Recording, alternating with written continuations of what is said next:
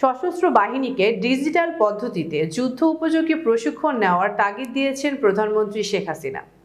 চট্টগ্রামে Bangabandhu Sheikh Mujib battery complex উদ্বোধন করে তিনি বলেন, বিশ্বে এখন ডিজিটাল পদ্ধতিতে যুদ্ধ চলছে। বাংলাদেশ সবার সাথে বন্ধুত্ব বজায় রাখলেও স্বাধীনতা রক্ষায় যা যা করা দরকার তা করা হবে। দেশের প্রথম আর্টিলারি বা ভারী অস্ত্র সংবলিত ইউনিট মুজিব ব্যাটারি। ৭১-এর স্বাধীনতা যুদ্ধে ৮০ জন মুক্তিযোদ্ধাকে নিয়ে গড়ে তোলা হয় এই বাহিনী। প্রশিক্ষিত গোলন্দাজ সেনাবাহিনী গড়ে তুলতে চট্টগ্রামের হালিশহরে যাত্রা শুরু হয় আর্টিলারি সেন্টার অ্যান্ড স্কুলের।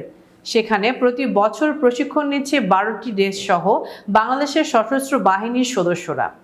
গোলন্দাজ বাহিনীর কর্মকাণ্ডকে আরও গতিশীল করতে এবার সেখানে বঙ্গবন্ধু শেখ মুজিব ব্যাটারি কমপ্লেক্স প্রতিষ্ঠা।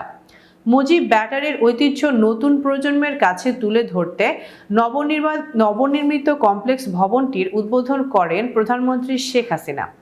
কমপ্লেক্সটির আর্টিলারি জাদুঘরে স্থাপিত জাতির পিতা বঙ্গবন্ধু শেখ মুজিবুর রহমানের প্রতিকৃতি, মুক্তিযুদ্ধে ব্যবহৃত কামান, গোলাবারুদ ও গোলন্দাজ বাহিনীর অপারেশনের গৌরবময় ইতিহাস সম্পর্কে অবহিত হন প্রধানমন্ত্রী।